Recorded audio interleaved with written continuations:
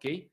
É sobre isso, é sobre um pouco mais disso, a gente vai se aprofundar um pouco mais disso, um pouco mais sobre isso na live de membros de hoje. Hoje, 10 horas da manhã, horário de Brasília, quinta-feira, temos live de membros aqui no canal. Não vou hoje fazer estudo de projeto, não vou fazer estudo de tese.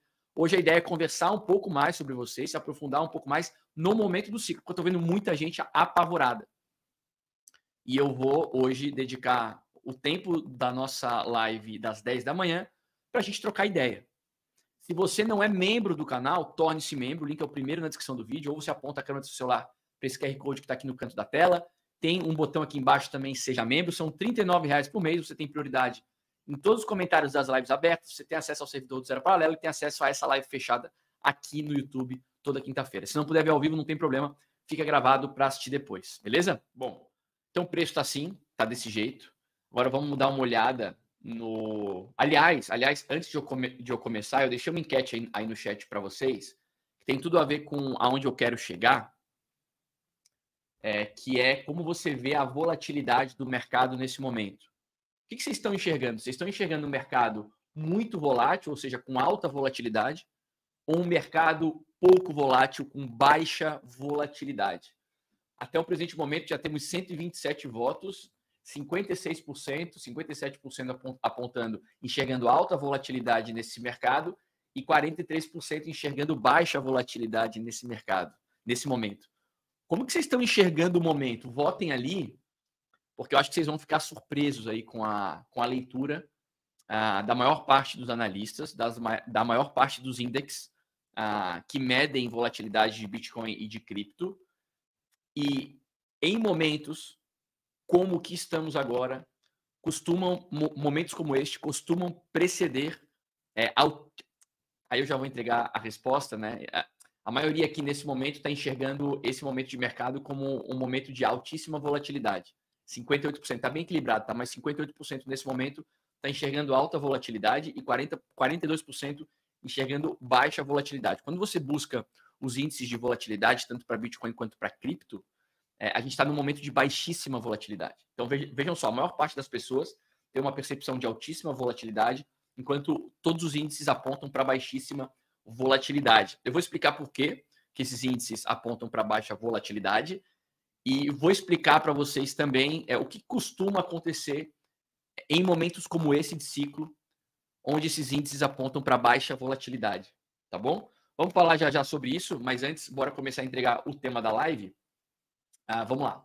Bom, sobre os ETFs, pessoal, ontem tivemos mais um dia de net flow negativo, outflow de 329 bitcoins. Tivemos aí a Grayscale fazendo mais força de venda, todos os outros, exceto Fidelity, neutros. Fidelity comprou, né? Via Fidelity teve um pouco de compra, mas a gente teve mais venda do que compra. E o governo alemão, né, que muita gente está acompanhando aí a carteira diariamente, ele segue movimentando muitos bitcoins, né? De novo, hein? Só para a gente contextualizar aqui para o pessoal entender a ordem de grandeza. 2 dias de net flow negativo, um dia 217, outro dia 318.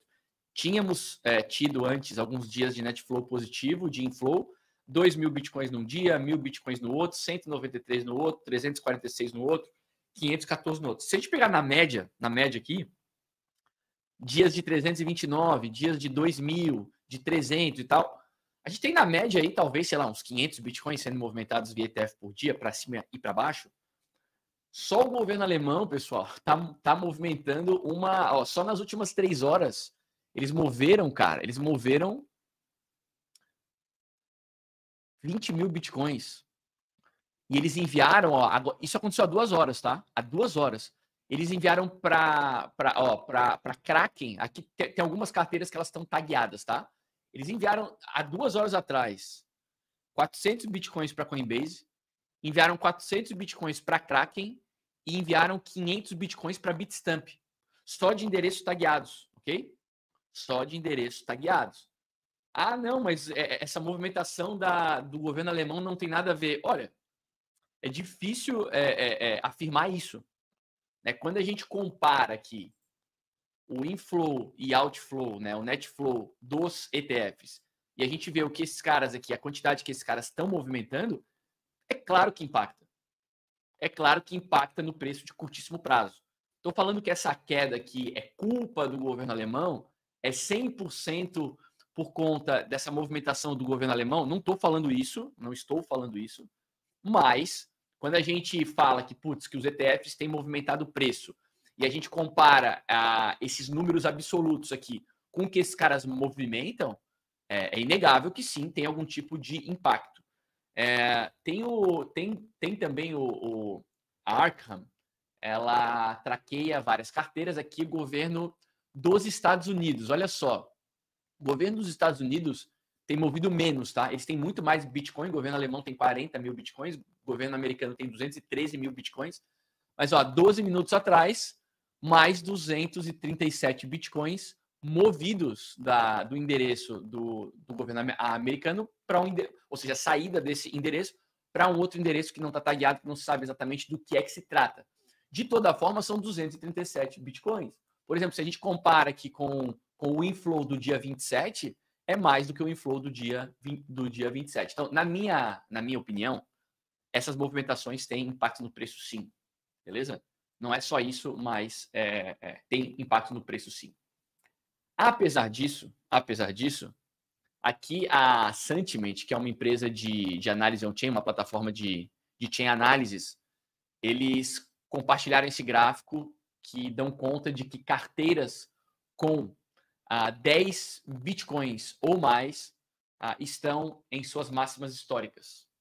Ou seja, quem tem Bitcoin de verdade, quem tem bastante Bitcoin, está acumulando, tá? Deixa eu ir fechando umas abas aqui para a gente não, para ver se o meu microfone sofre menos, tá? Então, por outro lado, enquanto existe o governo alemão vendendo, enquanto existe outflow via ETFs, e aí isso deixa muito investidor de varejo com medo, carteiras com muitos bitcoins estão acumulando, estão em suas máximas históricas com cada vez mais bitcoins. Então vejam que aqueles que estão no mercado para longuíssimo prazo não estão muito preocupados com o curto prazo, aliás, estão aproveitando o curto prazo para aumentar as suas posições, ok?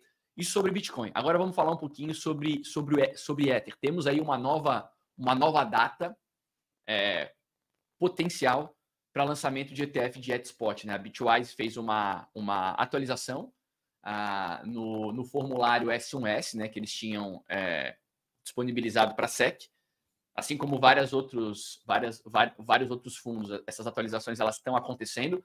A data para entregar essas atualizações seria até o dia 8 de julho, se eu não estou muito enganado, acho que era 8 de julho, a data final para entrega da atualização do S1S da Ethereum. E a Bitwise entregou ontem o que poderia sugerir que a aprovação viria entre o final da semana que vem, entre o final dessa semana e o dia 15 de julho. Ou seja, o final dessa semana é amanhã, né? Amanhã é dia 5. Então a aprovação a gente efetivamente poderia começar a ver esses produtos sendo negociados, sendo ofertados para os investidores entre o final da semana que vem e o dia 15 de julho, tá? Então, isso é super bullish, super otimista, e eu acho que é algo que vale a pena a gente não esquecer, porque enquanto tá todo mundo apavorado, enquanto tem muita gente apavorada, as notícias, né, elas são muito positivas. Outra notícia positiva, né? Ao mesmo tempo em que a Consensus não, em que a SEC atacou a Consensus em virtude dos protocolos de liquid staking, especialmente Lido e Rocket Pool, a quantidade, o TVL da Lido segue crescendo, mesmo com essa ameaça, né? Vamos enxergar a SEC como ela deve ser enxergada nesse momento, apesar da ameaça da SEC contra a Consensus, especialmente mirando para protocolos de liquid staking, como a Rocket Pool e a Lido. No dia 2, anteontem, o TVL da Lido foi aumentado em 95,61 Ethers, ou seja, uma quantidade de aumento total aí no acumulado dos últimos 7 dias, eu acho, de 1,26%, alcançando 33,48 bilhões de dólares em TVL. Lembrando que o TVL ele está em dólar, portanto, ele se aprecia ou se deprecia também em virtude da apreciação e da depreciação do Ether, que é o ativo que compõe esse TVL lá na Lido. Beleza? Mas, de toda forma, quase mais 100 Ethers foram adicionados, enquanto a SEC tenta classificar os programas de staking, né? E, portanto, esses protocolos como protocolos que são security. Beleza? Outro assunto, outra informação positiva, tudo isso em torno do ecossistema da Ethereum, tá? Agora eu tô falando, desde que eu comecei a falar sobre a Bitwise, muito a respeito do ecossistema da Ethereum, tá? A base, que é a L2 da Coinbase na Ethereum, ela gerou 19,48 milhões de dólares em receita durante o segundo trimestre. Segundo trimestre que acabou em junho, né? Começamos o terceiro trimestre, julho, agosto, setembro, outubro, novembro, dezembro. Começamos o terceiro trimestre. O último trimestre, que foi janeiro, março, abril, maio, junho, registrou a maior geração de receita na base, né? E a gente percebe que isso vem crescendo, totalizando quase 20 milhões de dólares. Vários protocolos do ecossistema da Ethereum, vários, estão em máximas históricas no que diz respeito ao usuário, no que diz respeito a taxas coletadas. As informações não poderiam ser mais positivas. Tá? Aqui mais uma, a base, de uma certa forma, né, ou de todas as formas, faz parte do ecossistema da Ethereum. Mas não acaba por aí, não. Uniswap, né, que todos vocês eu acho que conhecem, que é a principal DEX de todas, né, que está presente na Ethereum em várias segundas camadas, e talvez aí comece a pensar, inclusive, no lançamento da sua aplicação em blockchains que não são EVMs.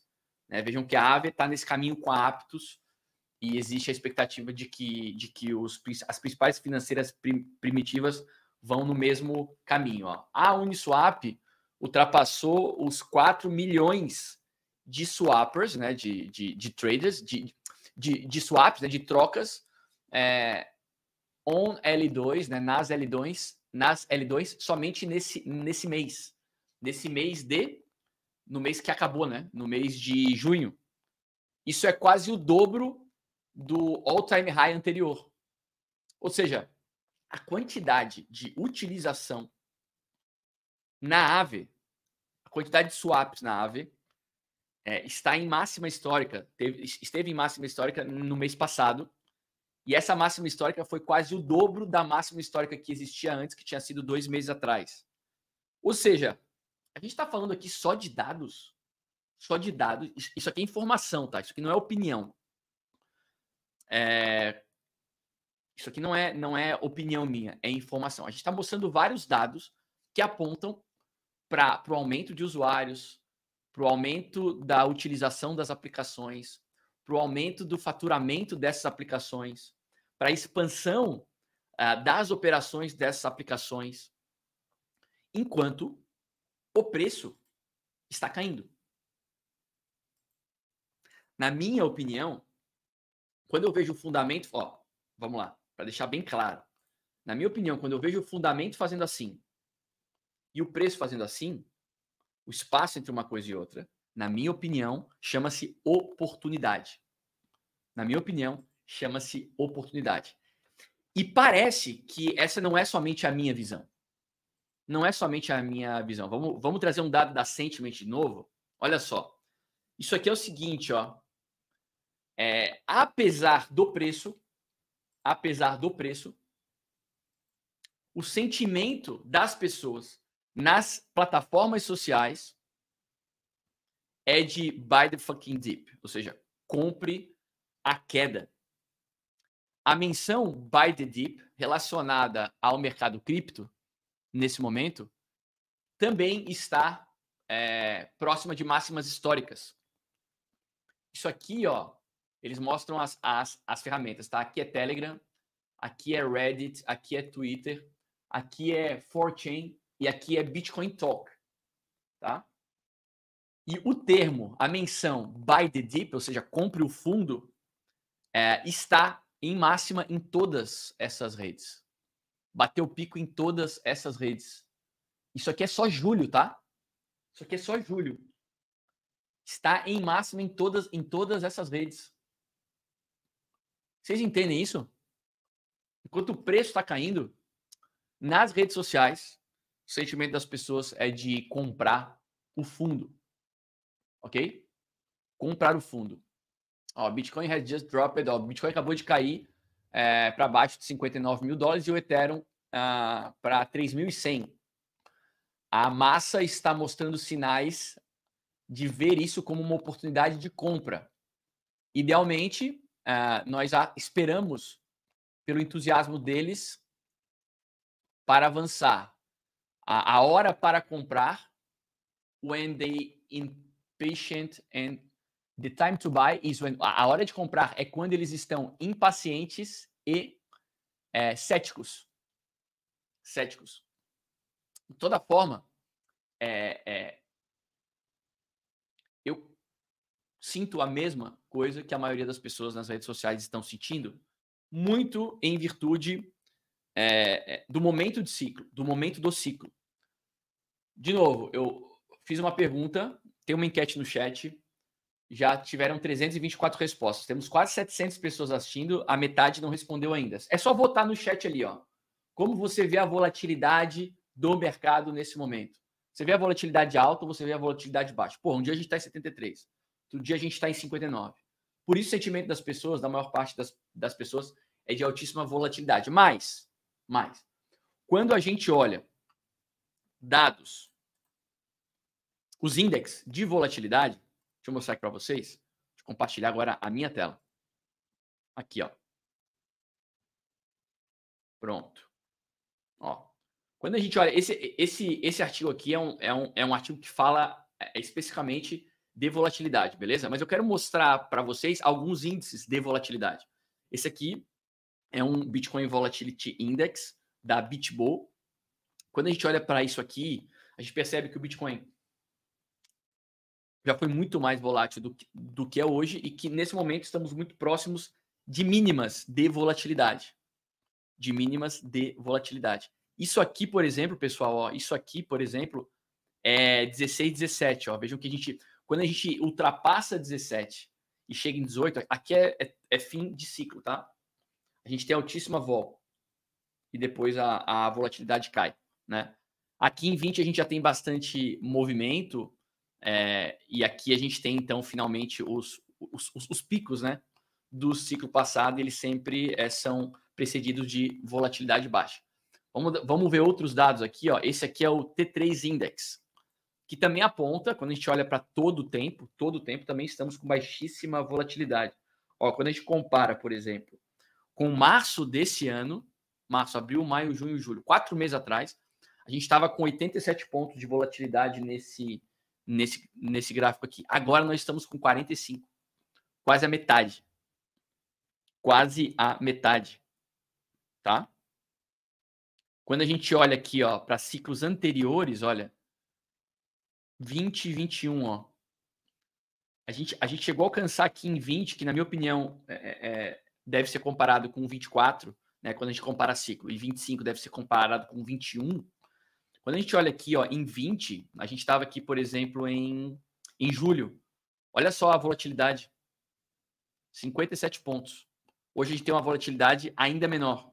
Mas depois a gente costuma começar um movimento de subida. Ok? Aqui a gente viu uma subida inicial. Aqui, por exemplo, ó, foi lá quando o Bitcoin bateu mais ou menos 64. Depois a gente teve uma queda bastante grande de volatilidade. Vamos olhar agora aqui também o índice da CoinGlass. A CoinGlass também aponta para baixa volatilidade. 2,65%. Lá, por exemplo, em 2000 vamos comparar com o ciclo passado, 21, a gente teve 5,6, a gente chegou a ter picos de 9,13. Nessa métrica aqui da CoinGlass, a gente está em 2,4. 2,4. Chegamos a estar aí em 2,3, um pouco menos em alguns momentos, 1,5. O ponto é que isso aqui costuma preceder movimentos de aumento de volatilidade, né? Movimentos de preço mais abruptos. Agora, um índice de volatilidade para cripto, um índice para cripto. Mesma coisa, a gente não tem aqui uma volatilidade muito grande em comparação com, por exemplo, março desse mesmo ano.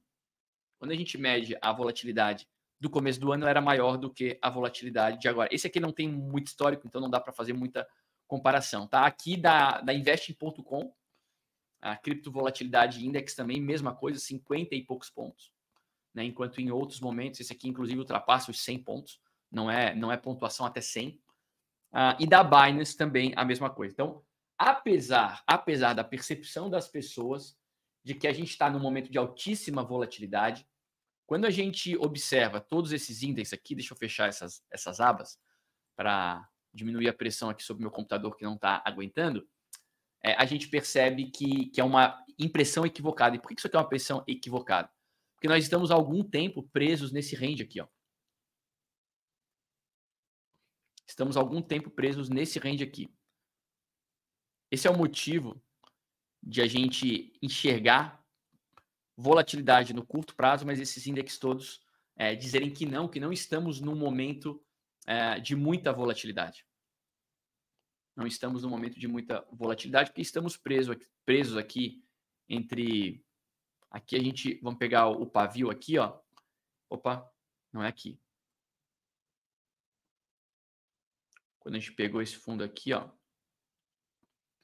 Estamos presos aqui nesse range entre a máxima, entre os 73 e os 56, mais ou menos, que é um pouco menos do preço de agora. A gente está preso nisso há 127 dias. 3, 6, 9, 12. São mais de 4 meses presos aqui. Ok? Mais de 4 meses presos aqui. Acontece que isso que está acontecendo aqui agora, quando a gente olha para outros ciclos, exceto pelo ciclo passado, tá? Aqui a gente teve, na minha opinião, uma distorção em virtude do Covid. Essa agulhada aqui para baixo, no dia 12 ou 13 de março, se não tem nada, foi 13 de março, foi em virtude do Covid, né? O preço caiu lá de 9 mil dólares para 3 e alguma coisa. Eu me lembro, foi numa noite, eu estava em casa, estava no Brasil, eu ainda morava no Brasil. Eu me lembro quando ele deu essa agulhada para baixo e logo ele começou a se recuperar, né? Teve uma recuperação em V. Então, quando a gente desconta isso aqui, porque isso aqui é difícil de comparar, e a gente pensa essas porradas que o Bitcoin dá antes do halving, na precificação do halving, e o tempo que ele leva até recuperar o preço, né? Vamos pensar hoje os 73, beleza? A gente alcançou 73, é a máxima histórica do Bitcoin, e aí agora a gente está em 59, muita gente falando, o mercado acabou, o mercado acabou. Quando a gente olha aqui, ó, deixa eu ver, cadê o meu mouse? Ó, no ciclo, não no ciclo passado, porque o ciclo passado teve Covid, mas no ciclo anterior, a gente precificou o halving aqui, ó, jogou o Bitcoin rapidamente de 438 dólares para 779 dólares, e aí depois ele começa a corrigir, né? Ou seja, precificando o halving, depois vem correção. Quantos dias foram até voltar ao preço que estava, até voltar ao preço que precificou o halving? Cara, foram mais ou menos 185 dias. Mais ou menos 185 dias. Ok? Vamos lá, deixa eu tentar fazer um negócio direito aqui. É que eu não sou... Aqui, ó. Aqui, ó. Daqui até aqui foram mais ou menos 185 dias. Ok? Vamos olhar para o ciclo anterior a esse, que é onde a gente tem, né, a amostragem aqui. Não é muito... A gente não tem muita história, né? O Bitcoin deu uma espetada aqui, ó. Antes do halving de 2012, ele deu uma espetada, ele saiu aqui de 5 dólares, ou saudade daquilo que a gente não viveu. E ele foi a 17 dólares. Ok? Que preços, né? Que preços maravilhosos. Vamos descontar essa agulhada aqui. Vamos só pegar esse preço aqui, ó. Desconta a agulhada, tá? Então, isso aqui provavelmente foi a precificação do halving. Quantos dias que ele levou para voltar nesse preço. Olha só, foram mais ou menos 150 dias.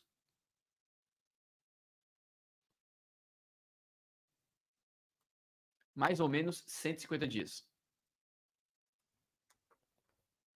Ok? Então, a gente teve aqui, vamos lá, voltando para o racional. A gente teve aqui precificação do Heavy, correção e volta ao preço máximo da precificação 150 dias depois desse preço. Não estou considerando o Heavy aqui, tá? Isso aqui é uma métrica nova. Estou trazendo para vocês uma métrica nova. Beleza? Uma métrica nova. No ciclo seguinte, precificou o Heavy aqui. Aí foram 180. Aí depois passa por uma correção. E aí são 185 dias para voltar aquele preço. Esse ciclo aqui ele está desconfigurado. Tá? Porque o que eu acho que ia acontecer aqui, ok? O que eu acho que ia acontecer aqui? Eu acho que aqui ia acontecer aqui. Ó. Se não tivesse o Covid, ele ia precificar o Heavy. E aí ele ia cair. Ok? Para depois voltar. Quanto tempo? Aonde que ia ser? Se ia ser aqui. Ó, se ia ser aqui. Se ia ser aqui. Se ia ser aqui, eu não sei. Ok? Eu não sei. Não tenho como saber. Porque isso não aconteceu. Tá bom? Mas não dá para olhar para isso aqui com o evento do Covid. Beleza? Agora, senhores, a sensação que eu tenho é só uma sensação, é só uma tese, tá? Não estou falando aqui que eu tenho certeza e que é verdade absoluta. Aqui, ó, quando a gente chegou aqui na máxima, aqui, ó, foram 73.600, mais ou menos, certo? A gente não voltou para lá, a gente chegou perto. A gente chegou a 71, 71 e 72, mas não voltamos à máxima. Se a gente pegar uma média, né, foram 180 dias num ciclo e 150 no outro. Lembrando que a gente pode considerar duas teses aqui. A gente pode pensar em o tempo para ele voltar à máxima da precificação do Heavy está crescendo, ou vamos pegar uma média? Vamos pegar uma média? Vamos pegar uma média? 150, 180, vamos pegar 170. Vai. 170, vamos arredondar. Se a gente considerar aqui da máxima precificando o Heavy até 170 dias, a gente está falando de a gente alcançar a máxima de novo, diante do Heavy, no final de agosto. A gente está falando do dia 30 de agosto. Claro, isso aqui não vamos levar em conta uma data exata, mas por volta do final de agosto. Ou seja, entre final de agosto e começo de setembro, se isso aqui se repetir, eu não estou falando que vai, ok? Mas se isso aqui se repetir, aqui eu estou colocando aos 170 dias, ok? É só uma tese, tá? Não é bruxaria, não. É só uma tese. Beleza? Se isso aqui se repetir, a gente voltaria à máxima do Bitcoin, né? A máxima que vem precificar o Heavy ali no começo de final de agosto e início de setembro. Tudo isso, pessoal, para dizer que o que está acontecendo nesse momento, até aqui, é completamente normal. Não tem nenhuma novidade aqui. Não tem nenhuma novidade aqui. Ok? Então, eu vi até, eu acho que foi o Donatello falando aqui no chat assim, agora paciência, agora o mercado de alta acabou e tal. Cara, pode ser, ô Donatello, pode ser. Tá? Pode ser. Agora, afirmar, na minha opinião, é um equívoco. Afirmar, na minha opinião, é um equívoco. Quando a gente olha para o que está acontecendo agora e compara com os ciclos anteriores, cara, é bizarro como as coisas se repetem. Então, na minha opinião, pessoal, o que está acontecendo com o mercado nesse momento é absolutamente o mesmo que aconteceu em ciclos passados. Apesar disso, o sentimento do investidor volta a ser de medo. a gente tinha voltado para um sentimento de neutralidade, né? Ontem, na semana passada, a gente saiu do sentimento de medo na semana passada. Ontem a gente tinha um sentimento de neutralidade, voltamos aos 44 pontos, voltamos à predominância do sentimento de medo, ok?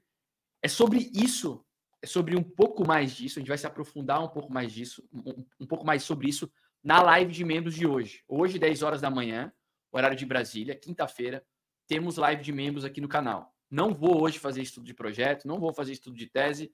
Hoje a ideia é conversar um pouco mais sobre vocês, se aprofundar um pouco mais no momento do ciclo, porque eu estou vendo muita gente apavorada. E eu vou hoje dedicar o tempo da nossa live das 10 da manhã para a gente trocar ideia. Se você não é membro do canal, torne-se membro. O link é o primeiro na descrição do vídeo, ou você aponta a câmera do seu celular para esse QR Code que está aqui no canto da tela. Tem um botão aqui embaixo também, seja membro. São R$ 39 por mês. Você tem prioridade em todos os comentários das lives abertas. Você tem acesso ao servidor do Zero Paralelo e tem acesso a essa live fechada aqui no YouTube toda quinta-feira. Se não puder ver ao vivo, não tem problema. Fica gravado para assistir depois, beleza? As abas aqui, para a gente não... para ver se o meu microfone sofre menos. Tá? Então, por outro lado, enquanto existe governo alemão vendendo, enquanto existe outflow via ETFs, e aí isso deixa muito investidor de varejo com medo, carteiras com muitos bitcoins estão acumulando, estão em suas máximas históricas com cada vez mais bitcoins. Então vejam que aqueles que estão no mercado para longuíssimo prazo não estão muito preocupados com o curto prazo, aliás, estão aproveitando o curto prazo para aumentar as suas posições, ok? E sobre Bitcoin. Agora vamos falar um pouquinho sobre Ether. Temos aí uma nova data potencial para lançamento de ETF de ETHSpot, né? A Bitwise fez uma atualização no formulário S1S, né, que eles tinham disponibilizado para a SEC, assim como vários outros fundos. Essas atualizações elas estão acontecendo. A data para entregar essas atualizações seria até o dia 8 de julho, se eu não estou muito enganado, acho que era 8 de julho, a data final para entrega da atualização do S1S da Ethereum. E a Bitwise entregou ontem o que poderia sugerir que a aprovação viria entre o final da semana que vem, entre o final dessa semana e o dia 15 de julho. Ou seja, o final dessa semana é amanhã, né? Amanhã é dia 5.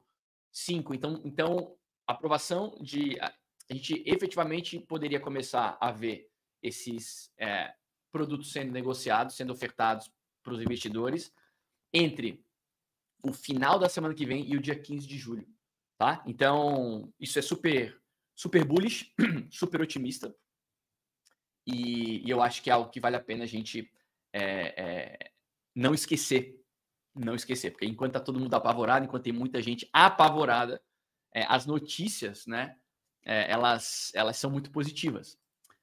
Outra notícia positiva, né? Ao mesmo tempo em que em que a SEC atacou a Consensus em virtude dos protocolos de liquid staking, especialmente Lido e Rocket Pool, a quantidade, o TVL da Lido segue crescendo, mesmo com essa ameaça, né?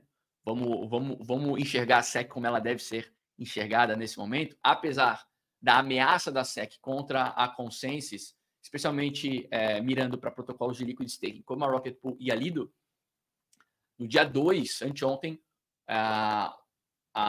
o TVL da Lido foi aumentado em 95,61 Ethers, ou seja, uma quantidade de aumento total aí no acumulado dos últimos 7 dias, eu acho, de 1,26%, alcançando 33,48 bilhões de dólares em TVL. Lembrando que o TVL ele está em dólar, portanto, ele se aprecia ou se deprecia também em virtude da apreciação e da depreciação do Ether, que é o ativo que compõe esse TVL lá na Lido. Beleza? Mas, de toda forma, quase mais 100 Ethers foram adicionados, enquanto a SEC tenta classificar os programas de staking, né? E, portanto, esses protocolos como protocolos que são security. Beleza? Outro assunto, outra informação positiva, tudo isso em torno do ecossistema da Ethereum, tá? Agora eu tô falando, desde que eu comecei a falar sobre a Bitwise, muito a respeito do ecossistema da Ethereum, tá? A base, que é a L2 da Coinbase na Ethereum, ela gerou 19,48 milhões de dólares em receita durante o segundo trimestre. Segundo trimestre que acabou em junho, né? Começamos o terceiro trimestre, julho, agosto, setembro, outubro, novembro, dezembro. Começamos o terceiro trimestre. O último trimestre, que foi janeiro, março, abril, maio, junho, registrou a maior geração de receita na base, né? E a gente percebe que isso vem crescendo, totalizando quase 20 milhões de dólares. Vários protocolos do ecossistema da Ethereum, vários, estão em máximas históricas no que diz respeito ao usuário, no que diz respeito a taxas coletadas. As informações não poderiam ser mais positivas. Tá? Aqui mais uma, a base, de uma certa forma, né? Ou de todas as formas, faz parte do ecossistema da Ethereum. Mas não acaba por aí, não. Uniswap, né, que todos vocês acho que conhecem, que é a principal DEX de todas, né, que está presente na Ethereum em várias segundas camadas, e talvez aí comece a pensar, inclusive, no lançamento da sua aplicação em blockchains que não são EVMs. Né? Vejam que a Aave está nesse caminho com a Aptos, e existe a expectativa de que as principais financeiras primitivas vão no mesmo caminho. Ó. A Uniswap ultrapassou os 4 milhões de swappers, né, de traders, de swaps, né, de trocas, on L2, né, nas L2, somente nesse mês. No mês que acabou, né? No mês de junho. Isso é quase o dobro do all-time high anterior. Ou seja, a quantidade de utilização na Aave, a quantidade de swaps na Aave, está em máxima histórica. Esteve em máxima histórica no mês passado. E essa máxima histórica foi quase o dobro da máxima histórica que existia antes, que tinha sido 2 meses atrás. Ou seja, a gente está falando aqui só de dados. Só de dados. Isso aqui é informação, tá? Isso aqui não é opinião. Isso aqui não é opinião minha, é informação. A gente está mostrando vários dados que apontam para o aumento de usuários, para o aumento da utilização das aplicações, para o aumento do faturamento dessas aplicações, para a expansão das operações dessas aplicações, enquanto o preço está caindo. Na minha opinião, quando eu vejo o fundamento, vamos lá, para deixar bem claro. Na minha opinião, quando eu vejo o fundamento fazendo assim e o preço fazendo assim, o espaço entre uma coisa e outra, na minha opinião, chama-se oportunidade. Na minha opinião, chama-se oportunidade. E parece que essa não é somente a minha visão. Não é somente a minha visão. Vamos trazer um dado da Sentiment de novo? Olha só. Isso aqui é o seguinte, ó. Apesar do preço, o sentimento das pessoas nas plataformas sociais é de buy the fucking dip, ou seja, compre a queda. A menção buy the dip relacionada ao mercado cripto, nesse momento, também está próxima de máximas históricas. Isso aqui, ó, eles mostram as ferramentas, tá? Aqui é Telegram, aqui é Reddit, aqui é Twitter, aqui é 4chain e aqui é Bitcoin Talk, tá? E o termo, a menção buy the dip, ou seja, compre o fundo, está em máxima em todas essas redes. Bateu pico em todas essas redes. Isso aqui é só julho, tá? Isso aqui é só julho. Está em máxima em todas essas redes. Vocês entendem isso? Enquanto o preço está caindo, nas redes sociais, o sentimento das pessoas é de comprar o fundo. Ok? Comprar o fundo. Ó, Bitcoin has just dropped. Ó, Bitcoin acabou de cair para baixo de 59 mil dólares e o Ethereum para 3.100. A massa está mostrando sinais de ver isso como uma oportunidade de compra. Idealmente, nós esperamos pelo entusiasmo deles para avançar. A hora para comprar, when they impatient and the time to buy is when... A hora de comprar é quando eles estão impacientes e céticos. Céticos. De toda forma,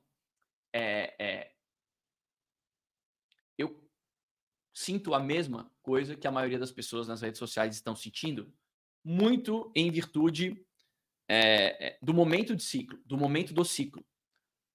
De novo, eu fiz uma pergunta, tem uma enquete no chat, já tiveram 324 respostas. Temos quase 700 pessoas assistindo, a metade não respondeu ainda. É só votar no chat ali, ó. Como você vê a volatilidade do mercado nesse momento? Você vê a volatilidade alta ou você vê a volatilidade baixa? Pô, um dia a gente está em 73, outro dia a gente está em 59.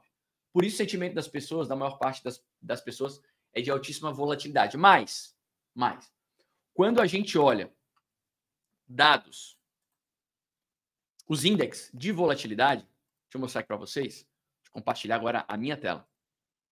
Aqui, ó. Pronto. Ó. Quando a gente olha, esse artigo aqui é um artigo que fala especificamente de volatilidade, beleza? Mas eu quero mostrar para vocês alguns índices de volatilidade.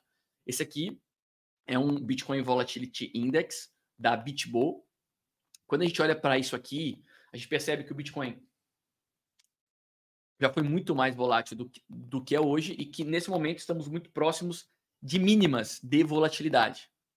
De mínimas de volatilidade. Isso aqui, por exemplo, pessoal, ó, isso aqui, por exemplo, é 16, 17. Ó, vejam que quando a gente ultrapassa 17 e chega em 18, aqui é fim de ciclo, tá? A gente tem altíssima vol e depois a volatilidade cai, né? Aqui em 20 a gente já tem bastante movimento e aqui a gente tem, então, finalmente os picos, né, do ciclo passado, eles sempre são precedidos de volatilidade baixa. Vamos ver outros dados aqui, ó. Esse aqui é o T3 Index, que também aponta, quando a gente olha para todo o tempo também estamos com baixíssima volatilidade. Ó, quando a gente compara, por exemplo, com março desse ano, março, abril, maio, junho, julho, 4 meses atrás, a gente estava com 87 pontos de volatilidade nesse gráfico aqui. Agora nós estamos com 45, quase a metade. Quase a metade, tá? Quando a gente olha aqui, ó, para ciclos anteriores, olha, 20 e 21, ó. A gente chegou a alcançar aqui em 20, que na minha opinião deve ser comparado com 24, né, quando a gente compara ciclo, e 25 deve ser comparado com 21. Quando a gente olha aqui, ó, em 20, a gente estava aqui, por exemplo, em julho. Olha só a volatilidade. 57 pontos. Hoje a gente tem uma volatilidade ainda menor. Mas depois a gente costuma começar um movimento de subida. Ok? Aqui a gente viu uma subida inicial. Aqui, por exemplo, ó, foi lá quando o Bitcoin bateu mais ou menos 64. Depois a gente teve uma queda bastante grande de volatilidade. Vamos olhar agora aqui também o índice da CoinGlass. A CoinGlass também aponta para baixa volatilidade. 2,65%. Lá, por exemplo, em 2000 e vamos comparar com o ciclo passado, 21, a gente teve 5,6, a gente chegou a ter picos de 9,13. Nessa métrica aqui da CoinGlass, a gente está em 2,4. 2,4. Chegamos a estar aí em 2,3, um pouco menos em alguns momentos, 1,5. O ponto é que isso aqui costuma preceder movimentos de aumento de volatilidade, né? Movimentos de preço mais abruptos. Agora, um índice de volatilidade para cripto, um índice para cripto. Mesma coisa, a gente não tem aqui uma volatilidade muito grande em comparação com, por exemplo, março desse mesmo ano. Quando a gente mede a volatilidade do começo do ano, ela era maior do que a volatilidade de agora. Esse aqui não tem muito histórico, então não dá para fazer muita comparação. Tá? Aqui da Investing.com, a Cripto Volatilidade Index também, mesma coisa, 50 e poucos pontos. Né? Enquanto em outros momentos, esse aqui inclusive ultrapassa os 100 pontos, não é pontuação até 100. E da Binance também a mesma coisa. Então, apesar da percepção das pessoas de que a gente está num momento de altíssima volatilidade, quando a gente observa todos esses índices aqui, deixa eu fechar essas abas para diminuir a pressão aqui sobre o meu computador que não está aguentando, a gente percebe que é uma impressão equivocada. E por que isso aqui é uma pressão equivocada? Porque nós estamos há algum tempo presos nesse range aqui, ó. Estamos há algum tempo presos nesse range aqui. Esse é o motivo de a gente enxergar volatilidade no curto prazo, mas esses índices todos dizerem que não estamos num momento de muita volatilidade. Não estamos num momento de muita volatilidade, porque estamos presos aqui entre... Aqui a gente... Vamos pegar o pavio aqui, ó. Opa, não é aqui. Quando a gente pegou esse fundo aqui, ó. Estamos presos aqui nesse range entre a máxima, entre os 73 e os 56, mais ou menos, que é um pouco menos do preço de agora. A gente está preso nisso há 127 dias. 3, 6, 9, 12. São mais de 4 meses presos aqui. Ok? Mais de 4 meses presos aqui. Acontece que isso que está acontecendo aqui agora, quando a gente olha para outros ciclos, exceto pelo ciclo passado, tá? Aqui a gente teve, na minha opinião, uma distorção em virtude do Covid. Essa agulhada aqui para baixo, no dia 12 ou 13 de março, se eu não tenho nada, foi 13 de março, foi em virtude do Covid, né? O preço caiu lá de 9 mil dólares para 3 e alguma coisa. Eu me lembro, foi numa noite, eu estava em casa, estava no Brasil, eu ainda morava no Brasil. Eu me lembro quando ele deu essa agulhada para baixo e logo ele começou a se recuperar, né? Teve uma recuperação em V. Então, quando a gente desconta isso aqui, porque isso aqui é difícil de comparar, e a gente pensa essas porradas que o Bitcoin dá antes do halving, na precificação do halving, e o tempo que ele leva até recuperar o preço, né? Vamos pensar hoje os 73, beleza? A gente alcançou 73, é a máxima histórica do Bitcoin, e aí agora a gente está em 59, muita gente falando, o mercado acabou, o mercado acabou. Quando a gente olha aqui, ó, deixa eu ver, cadê o meu mouse? Ó, no ciclo, não no ciclo passado, porque o ciclo passado teve Covid, mas no ciclo anterior, a gente precificou o halving aqui, ó, jogou o Bitcoin rapidamente de 438 dólares para 779 dólares, e aí depois ele começa a corrigir, né? Ou seja, precificando o halving, depois vem correção. Quantos dias foram? Até voltar ao preço que estava, até voltar ao preço que precificou o halving. Cara, foram mais ou menos 185 dias. Mais ou menos 185 dias. Ok? Vamos lá, deixa eu tentar fazer um negócio de direito aqui. É que eu não sou... Aqui, ó. Aqui, ó. Daqui até aqui foram mais ou menos 185 dias. Ok? Vamos olhar para o ciclo anterior a esse, que é onde a gente tem, né, a amostragem aqui. Não é muito, a gente não tem muita história, né? O Bitcoin deu uma espetada aqui, ó, antes do halving de 2012, ele deu uma espetada, ele saiu aqui de 5 dólares, ou saudade daquilo que a gente não viveu. E ele foi a 17 dólares, ok? Que preços, né? Que preços maravilhosos. Vamos descontar essa agulhada aqui. Vamos só pegar esse preço aqui, ó. Desconta a agulhada, tá? Então, isso aqui provavelmente foi a precificação do halving. Quantos dias que ele levou para voltar nesse preço? Olha só. Foram mais ou menos 150 dias.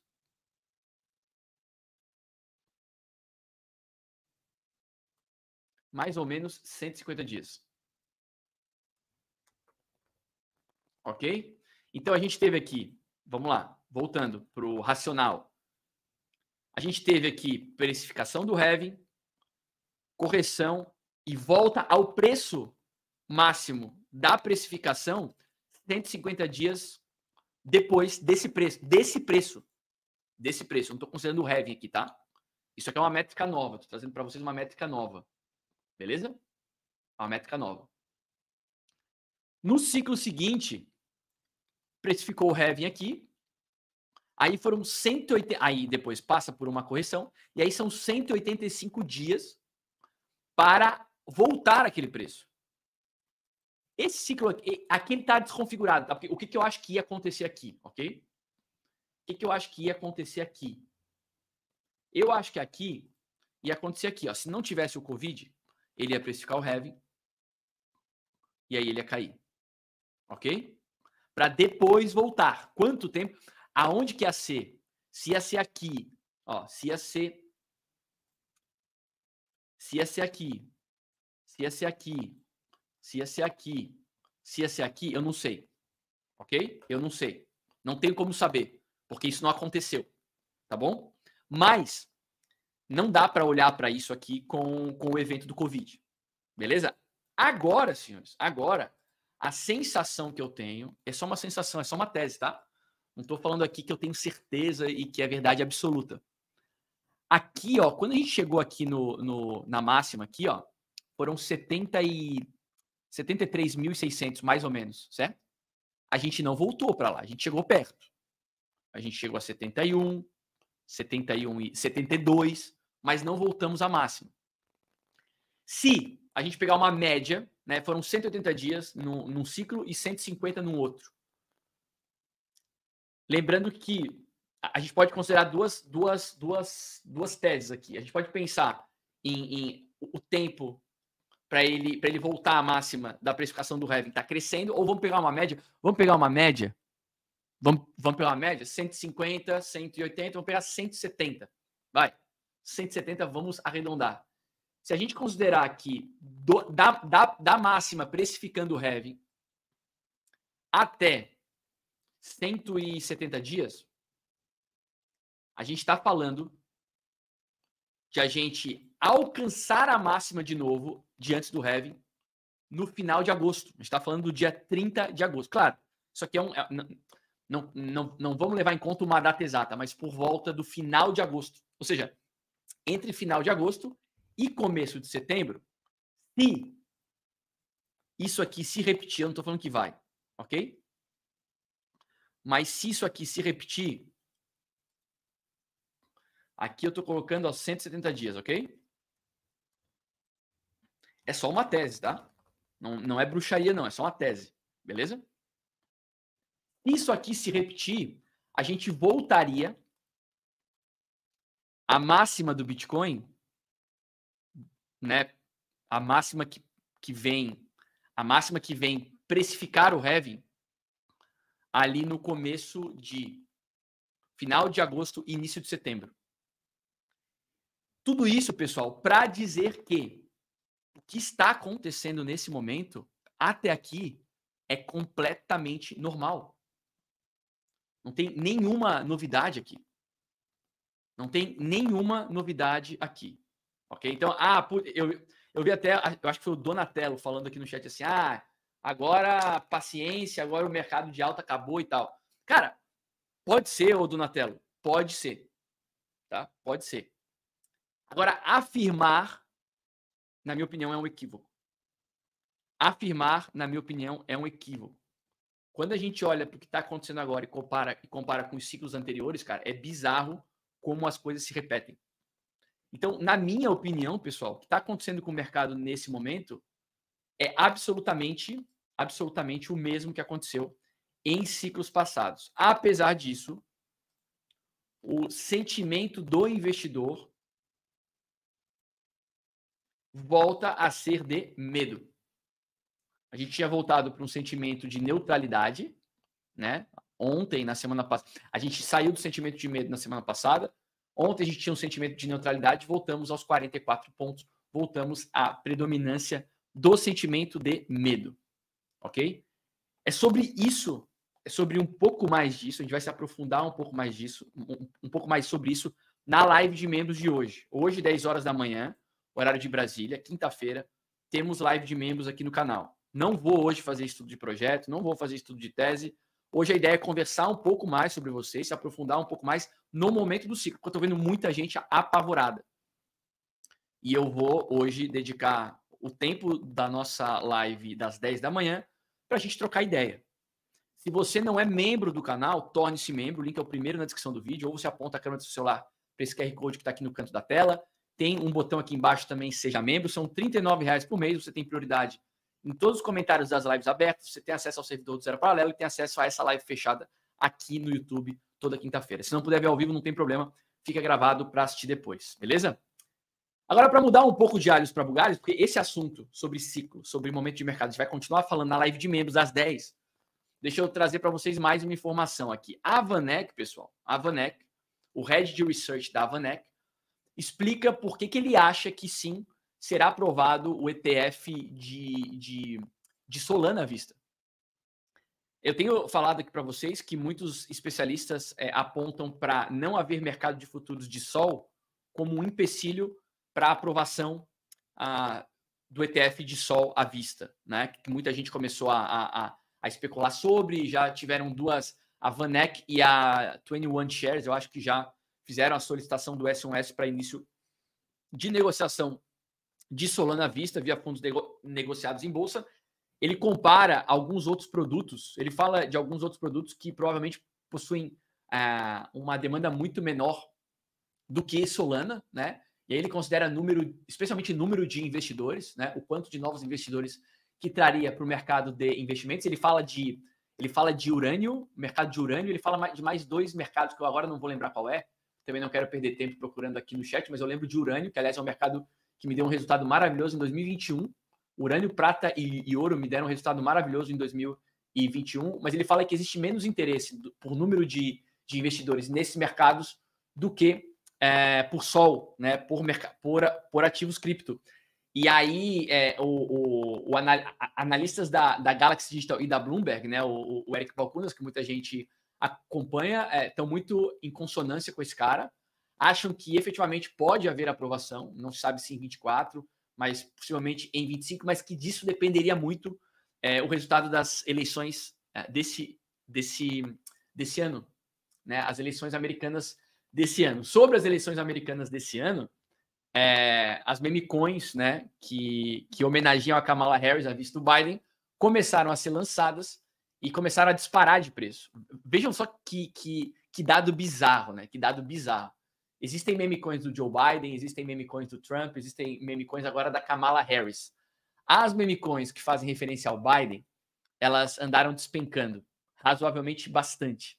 Enquanto as meme coins da Kamala Harris, a mais conhecida é esse token aí, Kamala, performou 1.600% durante o período que se especulou que o Biden poderia, ainda está se especulando isso, que o Biden poderia sair da corrida presidencial pelos democratas e a Kamala Harris poderia ser a substituta. Começam a falar nela como uma substituta em virtude de pesquisas feitas nos Estados Unidos. Existem pesquisas sendo feitas nos Estados Unidos e numa delas a Kamala Harris aparece como uma opção de voto e os democratas preferem, segundo essas pesquisas, que a gente não sabe se são pesquisas de verdade ou não, preferem Kamala Harris do que o próprio Biden. Né? Então, o mercado cripto realmente é curioso, né? Muita coisa acontecendo e que nos mostra um pouco, né? São só meme coins, né? Mas que nos mostram um pouco do sentimento das pessoas a respeito de uma questão que é completamente de fora de cripto, né? Bom, agora sim, deixa eu fechar todas as telas.